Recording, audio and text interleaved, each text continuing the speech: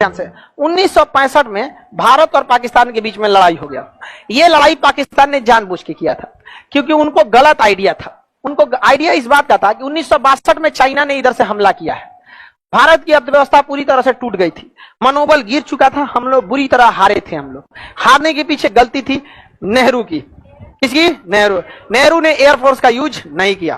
देखिए, किसी को भी आप गलत ठहरा सकते हैं 50 साल पहले, लेकिन कुछ गलतियां ऐसी हैं जो जेन्युइन थे। एक और थे ब्रिजनाथ पॉल, वो नेहरू के रिश्तेदार थे और वो सेना का वही कमांड संभाल रहे थे अरुणाचल प्रदेश में, और वो इंसान जीवन भर सप्लाई ग्रुप का था, मतलब उनका काम था सप्लाई करना। नेहरू के रिश्तेदार होने की वजह से उनको सेना का कमांड दे दिया गया।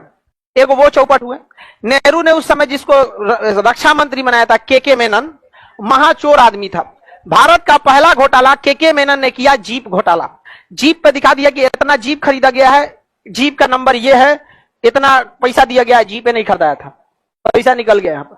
और नेहरू ऐसे ही शांति प्रिय, नेहरू काफी ज्यादा मतलब वो थे, मतलब समझिए कि महत्वाकांक्षी। वो सोचे थे कि प्रधानमंत्री बनिए गए हैं, अब यूएनओ के महासचिव बनना चाहिए, तो शांति शांति कहेंगे तो शांति शांति हो जाएगा। समझ में आएगी नहीं आ गया? तो चाइना को समझा रहे थे। आप कभी उस इंसान को नहीं समझा सकते जिसके पास खुद इथिक्स नहीं है। सिद्धांतवादी व्यक्ति को समझा सकते हैं। समझ में आएगी नहीं आ गया? अब हम लोगों को कहीं पे ₹2 फायदा दिखेगा या कुछ फायदा दिखेगा, लेकिन सिद्धांत से समझौता करना होगा, नहीं करेंगे लोग, कभी नहीं करेंगे, क्योंकि इंसान किससे बंधा हुआ है? सिद्धांत से बंधा हुआ। समझ में आएगी नहीं आ गया? अब सोचो 107 करोड़ रुपया कम नहीं ना होता है, बहुत होता है। हम काहे लिए छोड़ दिए? 107 करोड़ रुपया अगर हम ले लेते ना, तो 12 करोड़ बिहारियों के मुंह पे धब्बा लग जाता। समझ में आ गया कि नहीं आ गया? तब आकर से कोई नहीं कहता कि बिहारी है हम। नहीं समझ में आया? अरे 107 करोड़ कौन बात दिक्कत नहीं चाहिए 107 करोड़। नहीं समझ में आया? उसे कुछ ना, हम लोग बिहारी गमछे पे खुश है। तो अपना क्या होता है? सिद्धांत होता है। तो कुछ लोग सिद्धांतवादी होते हैं, जैसे भारत के राजपूत शासक सिद्धांतवादी होते हैं। उनका सिद्धांत है, उसी सिद्धांत से लड़ेंगे। मुगलों के पास कोई सिद्धांत नहीं, दिल्ली सल्तनत खिलजी के पास कोई सिद्धांत नहीं, तो सोचो तुम बिना सिद्धांतवादी होकर सिद्धांतवादी से लड़ोगे। राजपूत सब इसीलिए चले गए, सब वो सिद्धांत लगा रहे थे, सब मरा गए सब राजपूत शासक। समझ में आ गया कि नहीं आ गया? गए नीचे शिवाजी से लड़ने के लिए। शिवाजी कहें कि पूरा चोर है सब, इन सब के साथ इंसानियत नहीं। शिवाजी अपने लोगों के साथ सिद्धांतवादी थे, अपने लोगों के साथ वो उसूल वाले थे, लेकिन जब मुगलों से लड़ना रहता था, बाहर में गए उसूल, मारेंगे तो मारेंगे ससुरा तो हमको, चाहे जैसे मारना पड़े। समझ कि नहीं? बहुत ठीक काम किए थे वो शिवाजी, बहुत जबरदस्त काम किए थे। इन सबको भी औकात पता चलना चाहिए था। समझ में आया कि नहीं आ गया? यहाँ पर खैर औरंगजेब के बाद सब बखलोले आया सब।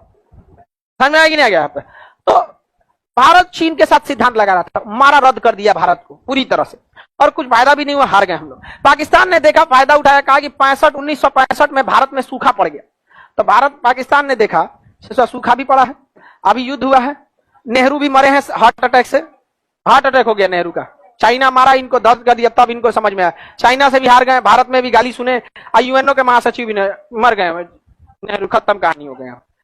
नेहरू बहुत विजनरी व्यक्ति थे, नो डाउट इसमें, लेकिन कुछ ऐसी गलतियां होती हैं जो पूरी तरह रद्द कर देती हैं, बहुत भयानक रद्द कर देती है। तो जिसमें ये सबसे बड़ी गलती थी चाइना वाला।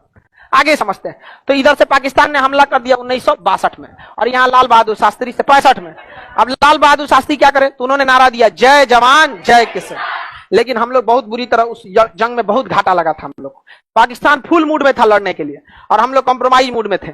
लेकिन क्या हुआ? भारत ने अपना नहर खोल दिया, पाकिस्तान में बाढ़ आ गया। पाकिस्तान में क्या आ गया?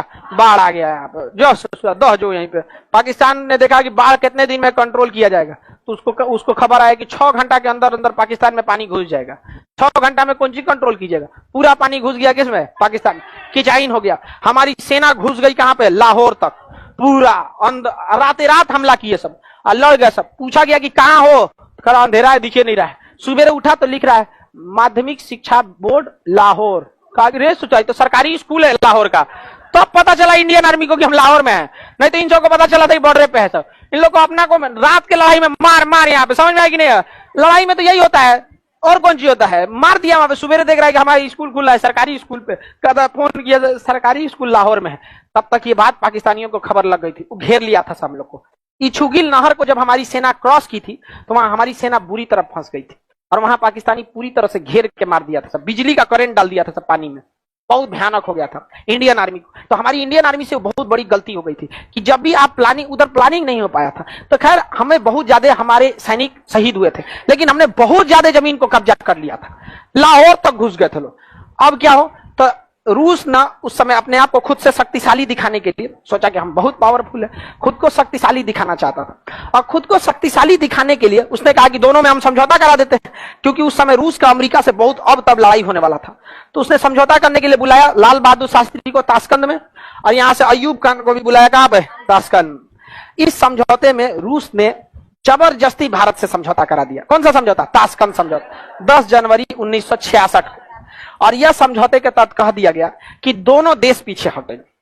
तो ये बताओ, हम लोगों की ज्यादा शहादत हुई थी, हम लोगों ने ज्यादा जमीन कब्जा किया था, उसके लोग जमीनें कब कब्जा किया, भागिए गया तो शहीद कौन ची होगा? सब साला भाग गया सब, वहां डरे वहां पे, तो शहीद कम हो गया सब।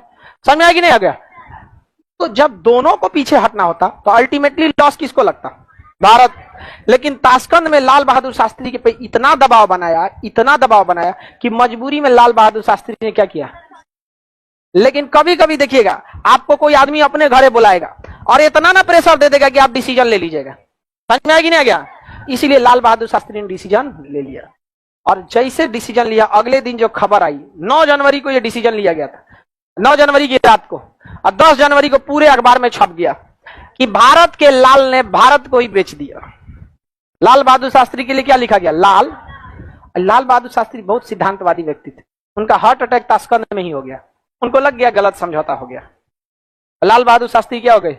मृत्यु हो गई। इसके बावजूद अगर लोग हमसे पूछते हैं कि आप पाकिस्तान को क्यों गरियाते हैं, तो चट्टा तुमको भारत का इतिहास नहीं पता है। समझ में आएगी ना? क्या हमारे प्रधानमंत्री की मौत हो गई, जो देश हाल ही में आजाद हुआ, नेहरू की मौत के 2 साल बाद एक और प्रधानमंत्री मर जाना, 2 साल के अंतराल पर, 3 साल के अंतराल पर 2-2 युद्ध झेल लेना। समझ रहे हैं? जिस देश को अंग्रेजों ने पूरा खोखला करके छोड़ा था, किस तरह से देश यहां तक पहुंचा है, ये आज की चोट्टा मशरूमन को क्या पता चलेगा? समझ में आया कि नहीं आ गया? तो लाल बहादुर शास्त्री की मौत कहां हुई थी? कहां हुई थी? इसलिए ताशकंद समझौता आपसे पूछे